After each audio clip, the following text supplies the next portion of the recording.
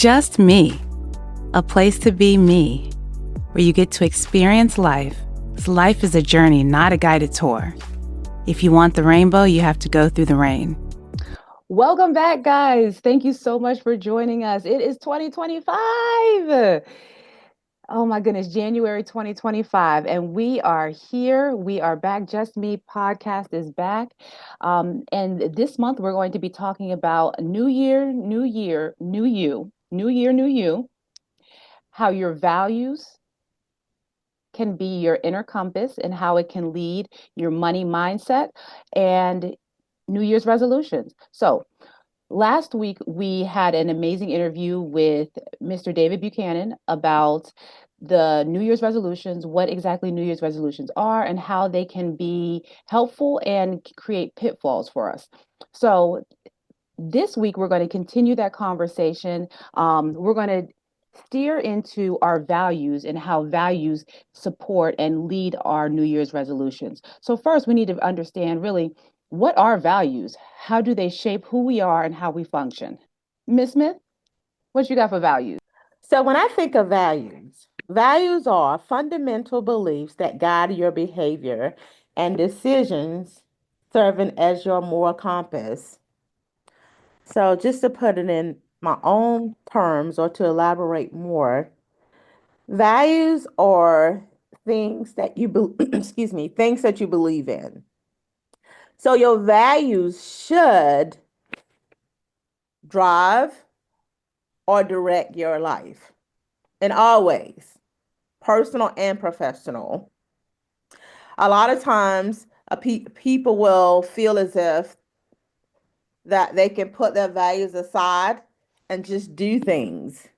And I think that's where a lot of people have a lot of mental health concerns regarding depression and anxiety because of the fact that they do not stand by their values. So, once again, values are things that you believe in. And if it's something that you believe in, it should be something that drives your life or steer your life in the direction where you need to go based upon your beliefs. Once again, personal and professional. Yeah. Can your values change? Go ahead. Yeah, well, to answer that, yes, your values can change, but I do like what Miss Smith said. She made a comment about when you put your values aside and you do things. And we often find, I know I used to do that. And then when you just to fit in, people do that. And when you do that, you see like, oh, well, I really don't fit. And when you pull back the layers, it's because you violated your own value system. And if you stick to who you are, it makes you actually function a whole lot better or healthier. But it's through the mistakes that you like, well, maybe, I just shouldn't do that. And again, just from my own experience, I know I've set values and belief aside because I was the only one in the bunch. And it was like, I just want to fit in. And then I didn't fit because it really wasn't me. And it's interesting. The 2021 is a Gallup poll. They found that 83% of Americans say their values shape their daily choices. When we align our actions with our core value, we experience greater happiness and fulfillment, as research by the Center of Values Driven Leadership suggests. So they even do studies where they take a portion and come up with these things too. And Okay. Okay. I know when you guys talked, mentioned values, I thought of just the teenagers that I work with and how a lot of times their behaviors are driven by values, valuing their peer relationships. So, when we think about some of the choices that our teenagers make and decisions that they make, a lot of times they are driven by, okay, well, what do my friends think? What are my friends doing? And when you think about it developmentally, that is age appropriate because as teenagers and preteens to regular growing up teenagers, um, what is valuable to them is how they relate to others. And that is developmentally normal. Okay. It doesn't, you don't start individualizing yourself until you get to those older adult um, in college, um, late 20s, mid 20s, you begin to start to do that identity. But when we think about our kids, what they value is their relationship with their friends, what their friends are thinking, how they can present to their friends. So when you think about values, it's different for each age group. That's true Mhm. because what you're expressing when it comes to teenagers and preteens, they are really forming or they are, growing to the point, like you said, of their true identity in conjunction with which whenever they're able to identify their true identity, their values become more realistic for them. Now, what I express to people is that it's very, very important if you want to stay on to talk about teens for a second. During that time period, it's very, very critical that there are not a lot of disruptions Mm, or trauma or unhealthy behaviors during that time period because if there is dishonesty early on within your life, growing up, and as you enter into those teen years, there's still dishonesty going on. When they become an adult, they may feel like dishonesty is their value. So mm, we have to be very, very mindful as it relates to parents and what we do, because those type of behaviors are our the children observe those behaviors, they see those behaviors, and as they get into teenage years, they're dealing with peers, but they're also seeing the behaviors at home. And then if it's unhealthy behaviors when it comes to being an adult, they one of their values may be lying or mm, dishonesty. So it's very, very important that once again we model what we want. mm, So if you mm, have children and you want them to be honest, you have to model those things. And then as they go into these teen years with their peers, they will look for that. mhm.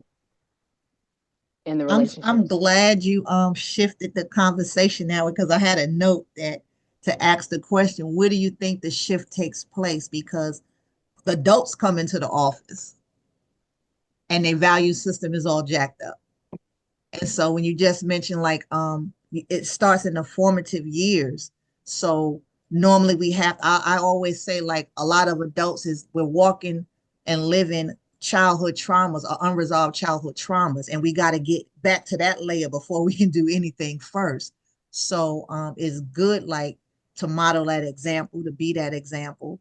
And if you experience like if I know I have a tendency to juggle my value system. Now, having this conversation will make me go back and say, let me think when I was growing up.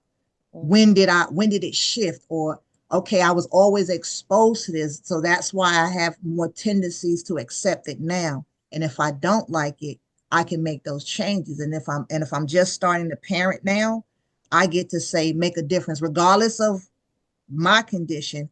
I can help instill other values when I see my child drifting this way. I can remind him, hey, even though you chose that friend, according to how you was raised or what you believe in, do they still support that? And if they can't say yes, and say, well, why is it? And then help them understand how that can compromise who you are, and then later out, just how it can be an effect, instead of Mhm. saying, well, you just can't hang out with these bunch of pink kids. Yeah. For what reason, mom? Cause you're gonna turn out like them. What's just like them, mom? Because Mhm. they argue, y'all argue over here every night. I hear you and daddy doing this. Correct. So come on. So I'm glad and again, just the importance of instilling them early and monitoring them. And okay, like if you are off balance now, to say, okay, let me try to find out where did the shift take place. And so, like you guys said, that our values are constantly shifting based on the phase of life that we're in, based on the experiences that we've had. Um, so how do we align our goals and our values, or how do we identify our values? Well, let's scale back. You said Okay. that your values are constantly shifting. Hmm.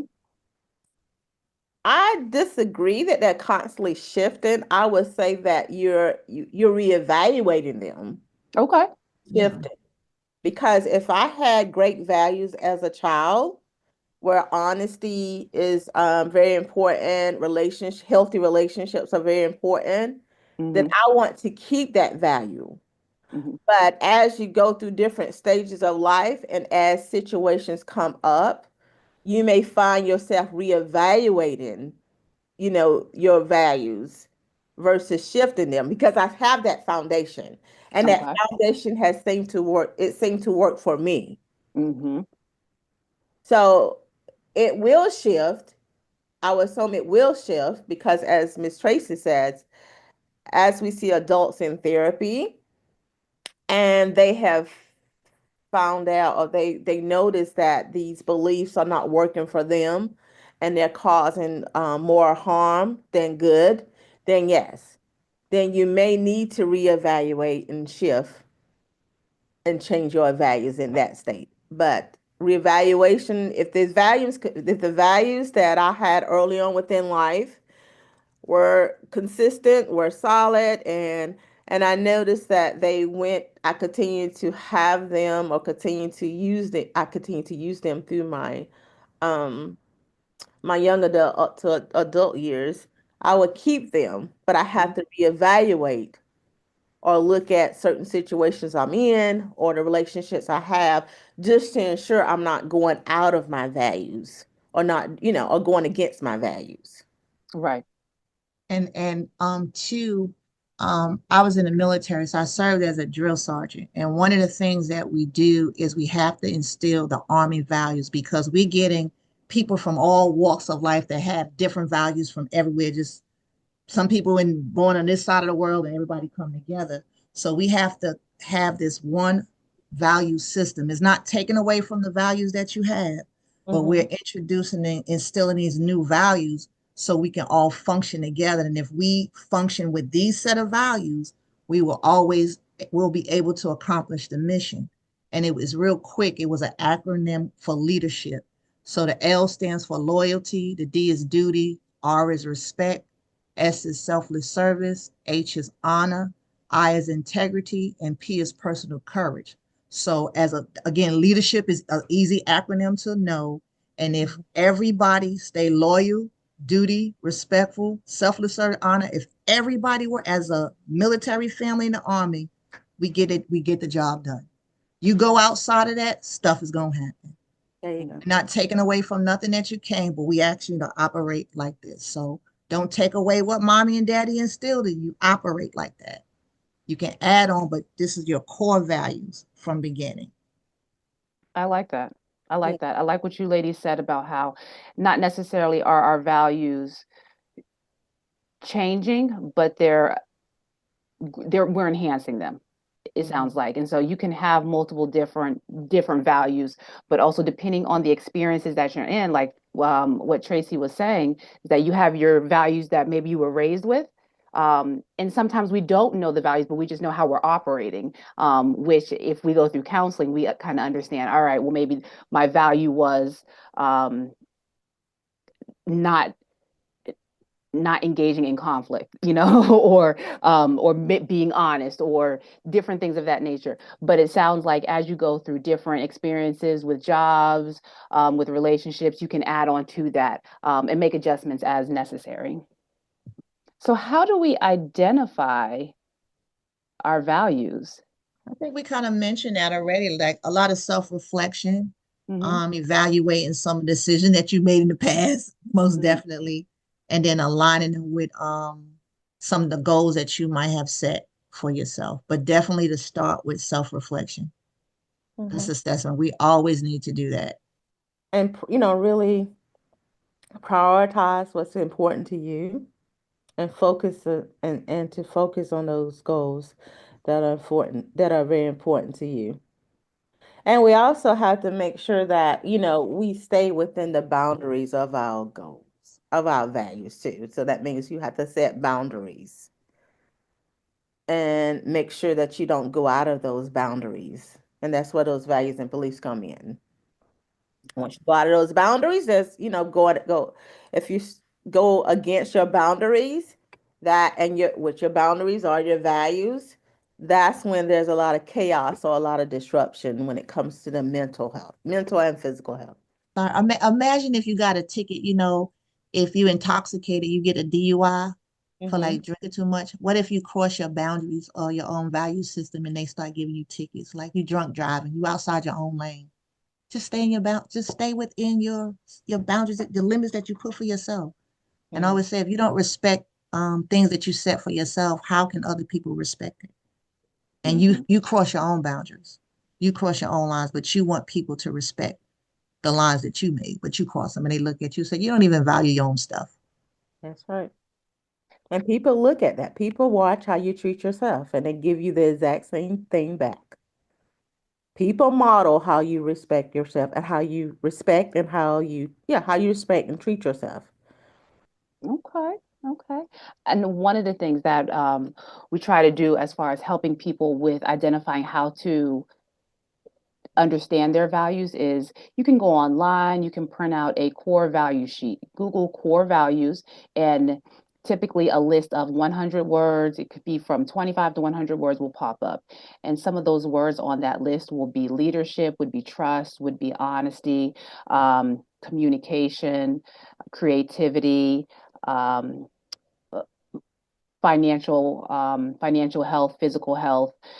And so when you go through one of the lists, it can be any list, um, go through the list and just really highlight about 5 values or 5 words that really stick out to you. From those words, I want you to think about how you were able to demonstrate and live in those words for 2024. So if one of them is freedom, what if one of your values is having that ability to be free, freedom financially, financial freedom, different things of that nature as far as freedom? If that's one of your words, think about how you lived with freedom as a guide for your life in 2024. From that position, think about how you can continue to generate that energy and that freedom, that feeling of freedom and that value of freedom into 2025. Do you guys have any more tips for our listeners, ladies? Well, I think that you express certain things that they can do, and also they can journal their day-to-day activity, and then and then reflect back on what you are your journals and stuff, and during that time you can make decisions as it relates to areas that you need to improve in. And I'm not telling you to join the army, but leadership is a great one. They tell you inside the uniform or outside the uniform. I went in at 18, I'm 58 now, and I still value those core values that was instilled in me at 18. And integrity was the number one out of that leadership. And that's you true whether they see you or not. And that's very important to me. So regardless on a job, in my home, and when you have something, it will keep you in line with a goal. So regardless of what is happening, it's a goal that I have out there. And if I have to step out of that box and my integrity is challenged, it's a wrap for Tracy. I'll be on that island all by myself. Mm. So find them and really stick to them. Find a group of people that can help support you stick to who you said you are. And again, that's what, like that family, that's what if I say anything I miss about the army is that I was around a bunch of people that have the same values and they watched me and made sure I held up to my end of the bargain, just like I held them accountable for theirs. Awesome. Awesome. Okay. Okay. So I hope this information was helpful for everyone. Values is a very big concept, but also it plays a large role in our life, how we govern ourselves, how we feel about certain things, and how we think about certain things.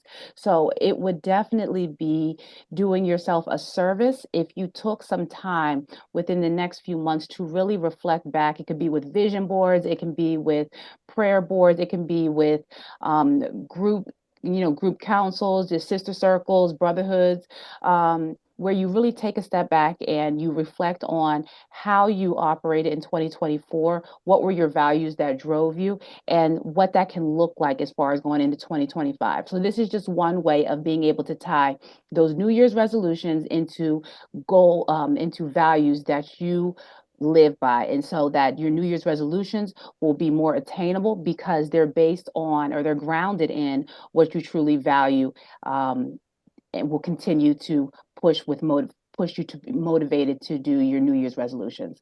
So I hope that made sense to everybody. And until next time, guys, take care of yourself so that we can all take care of each other. Bye. Thank you so much for listening to Just Me Therapy podcast. If you are seeking further one-on-one diagnoses, interventions, and treatment plans, please consider scheduling an appointment with an individual counselor at Journeys Counseling Center, located in Greensboro, North Carolina. Journeys can be reached at 336-294-1349. The mission of Just Me Therapy podcast is to use authentic conversations to uplift one's mind, body, and soul. The goal of Just Me Therapy is to offer affordable education and insight to individuals who experience financial barriers to accessing individualized behavioral health care services. With that being said, the information, including opinions, advice, and recommendations discussed in this podcast, are intended for individual, informational, and educational purposes only.